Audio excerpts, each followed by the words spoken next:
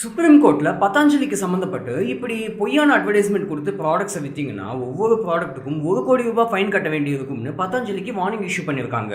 நிறைய மக்களுக்கு பதாஞ்சலி மேல நல்ல ஒப்பீனியன் இருக்கு. பதாஞ்சலி நல்ல ப்ராடக்டா, பாபா ராம்தேவ் யோகா சொல்லி கொடுப்பாரு, ஆயுர்வேதம் கலந்த ப்ராடக்ட்ஸ் உடம்புக்கு நல்லது, ஸோ அதை பத்தி தப்பு சொல்ல ஒன்றும் இல்லை, நம்பி வாங்கலாம் தான் நம்ம நினைச்சுக்கிட்டு இருக்கோம். அப்போ ஏன் சுப்ரீம் கோர்ட் பதாஞ்சலிக்கு இப்படி ஒரு வார்னிங் இஷ்யூ பண்ணாங்க? அப்போ ஏதோ ஒன்று இருக்கு, ஒன்றும் இல்லை, நிறையவே இருக்குது. அது எல்லாத்தையும் இந்த வீடியோவில் பார்க்கலாம். அண்டு எத்தனையோ கம்பெனிஸ் காம்படிஷனில் இருக்கும்போது பதாஞ்சலி எப்படி எல்லாத்தையும் தாண்டி முன்னாடி வந்து மக்கள் மத்தியில் ஃபேமஸ் ஆச்சு, அவங்க யூஸ் பண்ண அந்த பிஸ்னஸ் ஸ்ட்ராட்டஜி என்ன, எப்படி மக்கள் வந்து பதாஞ்சலி ப்ராடக்ட்ஸ் மேலே கண்மூடித்தனமான நம்பிக்கை வச்சாங்க, எல்லாத்தையும் இந்த வீடியோவில் அவுத்து விட்டுடலாம். அதுக்கு முன்னாடி நீங்கள் நம்ம சேனல் இது வரைக்கும் சப்ஸ்கிரைப் பண்ணலன்னா இப்போ சப்ஸ்கிரைப் பண்ணிவிடுங்க. அப்படியே பக்கத்தில் உள்ள பெல் ஐக்கானை கிளிக் பண்ணி ஆல்னு கிளிக் பண்ணிவிடுங்க. அப்போ தான் அடுத்தடுத்து போடக்கூடிய வீடியோஸை நீங்கள் இமீடியட்டாக பார்க்கலாம். இப்போது பதாஞ்சலின்னு சொன்னால் நமக்கு முதல்ல மைண்டில் யார் வந்து நிற்பாங்க? பாபா ராம்தேவ். நல்ல யோகாலாம் சொல்லி கொடுப்பாரு. யோகா பற்றியெல்லாம் தப்பு சொல்கிறதுக்கு ஒன்றும் இல்லை, அது நல்ல விஷயம்தான், உடம்புக்கு நல்லது தான். பட் பதாஞ்சலி கம்பெனியை ஸ்டார்ட் பண்ணுறதுக்கு முதல் காரணமாக இருந்தது பாபா ராம்தேவ் கிடையாது, அவரோட ஃப்ரெண்டு பாலகிருஷ்ணா. அவர் தான் பதாஞ்சலி கம்பெனியோட சிஇஓ. அண்ட் இன்னும் சொல்ல போனால் பதாஞ்சலியோட 95% ஆஃப் தி ஷேர்ஸ் வந்து பாலகிருஷ்ணாவோட தான். இந்த பாலகிருஷ்ணா வந்து பேசிக்காவே நேபாள சேர்ந்தவர், பட் படித்தது வந்து இந்தியாவில் தான். ஸோ ரெண்டு பேருமே சின்ன வயசில் ஒன்றா படித்தவங்க. அண்டு பாலகிருஷ்ணாவுக்கு வந்து இந்த ஆயுர்வேதத்து மேலே இன்ட்ரெஸ்ட் ஜாஸ்தியாக இருந்தது, அதனால அதை பற்றின ஆராய்ச்சிகள் எல்லாம் செஞ்சுக்கிட்டு வந்தாரு. அண்ட் பாபா ராம்தேவ் வந்து யோகா குருவா ஃபேமஸ் ஆயிட்டாரு. அண்ட் அவருக்கும் இயற்கை வழி மருத்துவத்து மேலே இன்ட்ரெஸ்ட் ஜாஸ்தியாக இருந்தது. ஸோ ரெண்டு பேருமே சேர்ந்து ஆயுர்வேதிக் பிஸ்னஸ் ஸ்டார்ட் பண்ணலாம்னு டிசைட் பண்ணாங்க. அதே போல் பதாஞ்சலி கம்பெனி ஸ்டார்ட் பண்ணாங்க. அதில் விற்கப்பட்ட அந்த ஹெர்பல் ப்ராடக்ட்ஸ் எல்லாம் எக்ஸ்பெக்ட் பண்ணதை விட பயங்கர அதிகமாக சேல் ஆயிடுச்சு. காரணம், மக்களுக்கு அந்த ப்ராடக்ட்ஸ் மேலே அவ்வளோ நம்பிக்கை வந்துடுச்சு. மக்கள் அந்த ப்ராடக்ட்ஸ் மேலே அவ்வளோ நம்பிக்கை வச்சதுக்கு காரணம் என்னன்னா, பதாஞ்சலி யூஸ் பண்ண அந்த பிஸ்னஸ் ஸ்ட்ராட்டஜி தான். அது என்னன்றதை வீடியோவில் அடுத்தடுத்து பார்க்கலாம். ஸோ இங்கே பிஸ்னஸ் நல்லா சூடு பிடிச்சதால எல்லா ஸ்டேட்லையும் இதோட பிரான்ச்சஸை ஓப்பன் பண்ணலாம்னு டிசைட் பண்ணாங்க. இப்போ ஷாம்பு ஆகட்டும், சோப் ஆகட்டும், இல்லை மற்ற எந்த ப்ராடக்டாக வேணாலும் இருக்கட்டும், எல்லா ப்ராடக்ட்டுக்குமே பல கம்பெனிஸ் ஆல்ரெடி காம்படிஷனில் இருக்கு. அந்த கம்பெனிஸே நீயா நானான்னு போட்டி போட்டுக்கிட்டு இருக்கும்போது இடையில வந்த பதாஞ்சலி பயங்கர ஸ்மார்ட்டா மக்களோட மைண்ட்ல போய் சிம்மாசனம் போட்டு உக்காந்துடுச்சு. அதுல உள்ள மேட்டர் என்னன்னா, இப்போ எந்த கம்பெனியோட ப்ராடக்ட் வேணாலும் எடுத்துக்கோங்க, இது இந்தியன் ப்ராடக்டா இல்ல வெளிநாட்டு ப்ராடக்டானு நம்மளால கெஸ் பண்ண முடியாது. பார்க்க எல்லாமே ஹைஸ்டைலான அட்வர்டைஸ்மெண்ட்ல அந்த ப்ராடக்டை பல காட்டும்போது இது வெளிநாட்டு ப்ராடக்ட் தானோ அப்படின்னு நமக்கு தோணிடும். அது இந்தியன் ப்ராடக்டாவே இருந்தாலும் அதை வந்து நம்மளால அவ்வளவு ஈஸியா கண்டுபிடிக்க முடியாது. பதாஞ்சலி மக்களோட மனசுல போய் உக்காந்ததுக்கு இது கூட ஒன் ஆஃப் தி முக்கியமான ரீசன். அண்டியா சில ப்ராடக்ட்ஸ் வந்து பார்த்தாலே அது இந்தியன் ப்ராடக்ட்னு நமக்கு தெரிஞ்சிடும். Like Vicco Vajradanti, Dabur red toothpaste. But அந்த ப்ராடக்ட்ஸையும் சில ஸ்ட்ராட்டஜி மூலமா பதாஞ்சலி பின்னுக்கு தள்ளிடுச்சு. அது என்னென்ன ஸ்ட்ராட்டஜின்றதையும் நான் சொல்லுறேன். ஸோ வெளிநாட்டு ப்ராடக்டா இந்தியன் ப்ராடக்டானு கண்டுபிடிக்க முடியாத சமயத்தில் பதாஞ்சலி வந்து இந்தியன் ப்ராடக்ட் தாண்டா நடிச்சு சொல்ல அளவுக்கு எல்லாரோட மைண்ட்லயும் போய் நின்று போச்சு. இது இல்லாம நம்ம யோகா குரு பாபா ராம்தேவோட ப்ராடக்டா கண்டிப்பா நல்ல ப்ராடக்டா தான் இருக்கும்னு மக்களால கிளியரா நம்பப்பட்டது. சிம்பிளா சொல்லணும்னா மற்ற ப்ராடக்ட்ஸ் எல்லாம் கெமிக்கல் கலப்பாங்கடா, ஆனா பதாஞ்சலி வந்து கெமிக்கல் இல்லாத நேச்சுரல் ப்ராடக்ட்ன்றதை மக்கள் பிலீவ் பண்ணாங்க. ஸோ பதாஞ்சலி யூஸ் பண்ண one of the business strategy இது. சரி, ஓகே, இப்போ சில இந்தியன் ப்ராடக்ட்ஸ் இருக்கு, அது எப்படி பதாஞ்சலி ஓவர்டேக் பண்ணி முன்னாடி வந்தது? அது எப்படின்னா, இப்போ ரெண்டு ப்ராடக்ட்ஸ் வச்சு கம்பேர் பண்ணி பார்க்கலாம். வீகோ வஜ்ரதந்தி 50 கிராம் டூத் பேஸ்ட் வந்து ₹46, ஆனா பதாஞ்சலி தந்தகாந்தி 50 கிராம் டூத் பேஸ்ட் வந்து ₹20 மட்டும்தான். இது மட்டுமே இல்லாம மற்ற எந்த ப்ராடக்டோட கம்பேர் பண்ணாலும் பதாஞ்சலி ப்ராடக்டோட ரேட் வந்து கம்மி ரேட்டு தான். அந்த இடத்துல தான் மக்கள் பிலீவ் பண்ண ஸ்டார்ட் பண்ணிட்டாங்க. அன்றாட வாழ்க்கை வாழும் ஒரு சாதாரண ஆள் ₹46 ப்ராடக்ட் வாங்குவாங்களா இல்ல ₹20 ப்ராடக்ட் வாங்குவாங்களா? இது வாங்குவாங்கன்னு நான் சொல்ல வேண்டிய அவசியம் இல்லை. ஸோ இதுவும் ஒரு டாக்டிஸ். இப்போ நமக்கு தோணலாம், மற்ற கம்பெனிஸ் எல்லாம் அவ்வளோ ரேட்டு வைக்கும்போது பதாஞ்சலி மட்டும் எப்படி இவ்வளோ கம்மியாக கொடுத்தாங்க, அது அவங்களுக்கு எப்படி லாபமாக முடியும்? இந்த டவுட் நமக்கு பேசிக்காவே வந்துடும். அது வந்து ரொம்பவே சிம்பிள் கான்செப்ட். இப்போ அதிகமாக செலவு பண்ண வேண்டிய இடத்துல அந்த செலவை கட்டுப்படுத்தி அதை கம்மியாக்கிட்டு அந்த அமௌண்ட் எடுத்துகிட்டு வந்து ப்ரொடக்ஷன் காஸ்ட்ல வச்சு அந்த ப்ராடக்டை ப்ரொடியூஸ் பண்ணி அந்த ப்ராடக்டை மார்க்கெட்டில் கம்மி ரேட்டில் விற்றாங்கன்னா டர்ன் ஓவர் ப்ராஃபிட்டில் அவங்களுக்கு லாபம் வந்துடும். இந்த manufacturing cost, production cost, rate of the product நல்லா சொல்லுவாங்க இல்லையா, அந்த சப்ஜெக்ட் தான் இது. பதாஞ்சலியில் வேலை செய்யும் ஆட்களுக்கு அவங்க என்ன சொல்லுவாங்கன்னா, நாம செய்வது வேலை கிடையாது, நாட்டுக்கு சேவை. மற்ற வெளிநாட்டு கம்பெனியோட கெமிக்கல் கலந்த ப்ராடக்ட்ஸ்க்கு முன்னாடி நாம வந்து கம்ப்ளீட்டா நேச்சுரல் ஹெர்பல் ப்ராடக்ட்ஸ் தான் கொடுத்துக்கிட்டு இருக்கோம். So we are serving the country, serving the பீப்புள்ன்றது போல அங்க வேலை செய்யும் ஆட்களோட மைண்டை ஃபிக்ஸ் பண்ணிடுவாங்களாம். அதனால அவங்க செய்வது வேலை கிடையாது, சேவைன்னு அவங்களே நினைக்கும் அளவுக்கு இவங்களோட பர்ஃபார்மன்ஸ் இருக்குமா. ஸோ பதாஞ்சலியில் வேலை செய்வது கடவுளுக்கு பண்ணும் சேவையா அப்படின்னு நான் சொல்லல, பாபா ராம்தேவ் சொன்னது. அவுட் ஆஃப் தி சப்ஜெக்ட்டுக்கு வந்தோம்னா தேசபக்தி ஆன்மீகம் உண்மையா இருக்கக்கூடியவங்க மத்தியில பணம் சம்பாதிக்க பொய்யா நடிக்கக்கூடியவங்களும் இருக்காங்க. சில பேருக்கு அது வந்து தேஷ்பக்தி கிடையாது, கேஷ் பக்தி. எல்லாமே கலந்து தானே உலகம். நல்லதும் இருக்கும், கெட்டதும் இருக்கும், உண்மையும் இருக்கும், பொய்யும் இருக்கும். ஸோ ஓகே, இப்போ பேக் டு தி சப்ஜெக்ட்டுக்கு வந்தோம்னா ஏகப்பட்ட காம்படிட்டிவ் கம்பெனிஸை ஓவர்டேக் பண்ணி பதஞ்சலி டாப்ல வந்துடுச்சு. ஒரு வருஷத்துக்குள்ள பல கோடிகள் டர்ன் ஓவர் பண்ணிடுச்சு. பதஞ்சலியோட அந்த பிராண்ட் மார்க்கெட்ல பயங்கர வேகமா டெவலப் ஆயிடுச்சு. மக்களுக்கு பதஞ்சலி ப்ராடக்ட்ஸ் மேல அவ்வளவு நம்பிக்கை வந்ததுக்கு காரணம் 3 விஷயங்கள். ஒன்னு வந்து பதஞ்சலி சிகித்சாலயன்னு சொல்லிட்டு சென்டர்ஸை ஃபார்ம் பண்ணி மக்களுக்கு ஃப்ரீ செக்அப் பண்ணுவாங்க. ரெண்டாவது வந்து யோகா கேந்திரா சென்டர்னு சொல்லிட்டு யோகாவை சொல்லிக் கொடுக்கும் சென்டரா நடத்திக்கிட்டு வந்தாங்க. அதெல்லாம் நம்ம ஒன்றும் சொல்ல முடியாது, ஏன்னா yoga is good for health.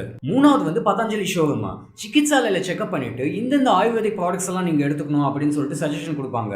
அது எல்லாமே பதஞ்சலி ஷோரூம்ல கிடைக்கும். இது எல்லாத்தையும் தாண்டி பதஞ்சலி வந்து பாபா ராம்தேவோடது அப்படின்னு மக்களுக்கு அதிகமான நம்பிக்கை இருந்தது. பதஞ்சலி ஃபாலோ பண்ணும் 4 பிசினஸ் ஸ்ட்ராட்டஜிஸை இப்போ ஒன் பை ஒன்னா பார்க்கலாம். ஃபர்ஸ்ட் வந்து நான் முதல்ல சொன்ன அந்த கம்மியான விலை, மிடில் கிளாஸ் மக்களை கஸ்டமர்ஸை தக்க வச்சுக்கணும் அப்படின்னா மற்ற ப்ராடக்ட்டை விட கம்மியான விலையில கொடுக்கணும். அதை வந்து பதஞ்சலி நல்லாவே மெயின்டைன் பண்ணாங்க. ரெண்டாவது வந்து இந்தியன் பிராண்ட் லேபிள். வெளிநாட்டு ப்ராடக்ட்ஸ் வந்து நம்ம இந்தியாவில் ஆதிக்கம் செலுத்துது, நம்ம இந்தியன் ப்ராடக்ட்ஸ்க்கு இம்பார்ட்டன்ஸ் இல்லாமல் போகுதுன்ற பாயிண்ட்டை வச்சு இந்தியன் ப்ராடக்ட்ஸ்க்கு இம்பார்ட்டன்ஸ் கொடுக்கணும்னு சொல்லி நம் நாடு நம் தேசம்னு பதஞ்சலி மக்களை கவர் பண்ணிடுச்சு. மூணாவது வந்து சோலோ பிராண்ட் பாலிசி. இந்த சோலோ பிராண்ட் பாலிசி அப்படின்னா என்னன்னு கன்ஃபியூஷன் இல்லாமல் சிம்பிளாக சொல்ல புரிஞ்சுக்கோங்க. இப்போ பாண்ட்ஸ் பவுடர் இருக்கு, துணி துவைக்கும் ரின் சோப் இருக்கு அண்ட் லக்ஸ் சோப் இருக்கு. இதோட நேம் எல்லாம் பாண்ட்ஸ், வென்னு, லக்ஸ். இந்த மூணுமே சப் பிராண்ட்ஸ் தான், அதாவது ஒரே கம்பெனியோட 3 பிராண்ட். இந்த மூணுமே எந்த கம்பெனியோட சப் பிராண்ட்ஸ்னு பாத்தீங்கன்னா ஹிந்துஸ்தான் யூனிலெவர் கம்பெனியோட பிராண்ட்ஸ். இப்போ லக்ஸ், பாண்ட்ஸ் எல்லாம் ஹிந்துஸ்தான் யூனிலெவர் கம்பெனியோட பிராண்ட் தான் நமக்கு டக்குன்னு தோணாது. அந்த ப்ராடக்ட்டை பாத்தீங்கன்னா அதுல எங்கேயாவது போட்டிருக்கும். ஸோ மூணுமே ஒரே கம்பெனியோட பிராண்டு தான். பட் பதஞ்சலி அப்படி கிடையாது. ஷாம்பு எடுத்துக்கிட்டாலும், சோப் எடுத்துக்கிட்டாலும், டூத் பேஸ்ட் எடுத்துக்கிட்டாலும் எல்லாமே Patanjali shampoo, soap and toothpaste தான். அதனால என்னாச்சு, பதஞ்சலியோட அந்த நேமுக்கு வேல்யூ அதிகமாயிடுச்சு. நாலாவது வந்து பதஞ்சலிஸ் பிராண்ட் அம்பாசிடர். இந்த பிராண்ட் அம்பாசிடர்னு பார்க்கும்போது மோஸ்ட்லி செலிபிரிட்டிஸ் தான் இருப்பாங்க. நடிகைகள் இருப்பாங்க, இல்லைன்னா கிரிக்கெட் பிளேயர்ஸ் கூட இருப்பாங்க. ஆனா பதஞ்சலியோட பிராண்ட் அம்பாசிடர் வந்து பாபா ராம்தேவ் தான். அந்த யோகா பண்றது, அதை பத்தின எக்ஸ்பிளனேஷன் எல்லாம் கொடுக்கறத வச்சு பாபா ராம்தேவ் மேல மிகப்பெரிய மரியாதை வந்துடுச்சு.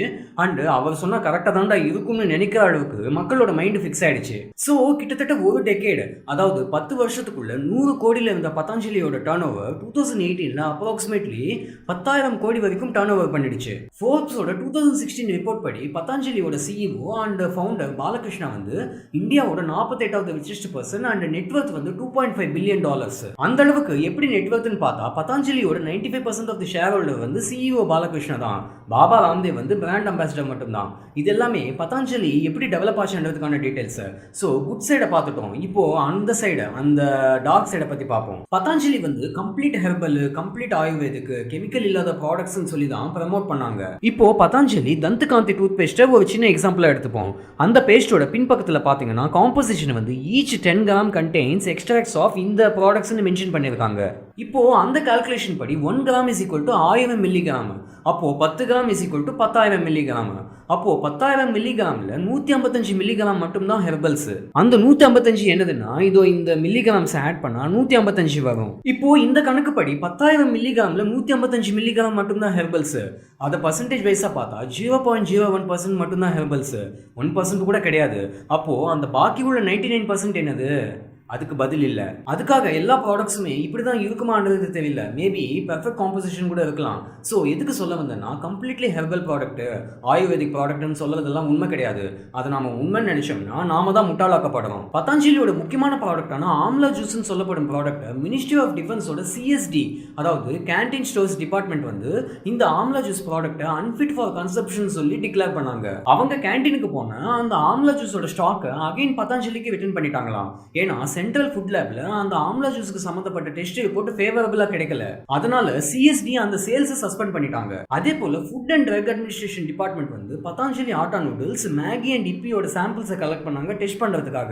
அதுல இந்த ஆஷ்னு சொல்லுவாங்க இல்லையா, அதாவது சாம்பல், அந்த ஆஷ் கண்டென்ட் வந்து மூணுத்திலயுமே கலந்து இருந்ததாம். ஆனா சட்டப்படி 1% ஆஃப் ஆஷ் கண்டென்ட்டை பர்மிட் பண்ணிருக்காங்க. அதை தாண்டி போனாதான் அதை கன்சியூம் பண்ணக்கூடாதான். அந்த டெஸ்ட் ரிப்போர்ட்ல மேகி வந்து 1.63% வந்திருக்கு, இப்பி வந்து 2.1% வந்திருக்கு அண்ட் பதஞ்சலி ஆட்டா நூடுல்ஸ் வந்து 2.69% வந்திருக்கு. இது எல்லாத்தையும் தாண்டி 2020ல கொரோனா வந்தப்போ கொரோனில் கிட்னு சொல்லிட்டு ஒன்று இன்ட்ரடியூஸ் பண்ணாங்க, நல்லா வேலை செய்யும்னு அட்வர்டைஸ் பண்ணாங்க.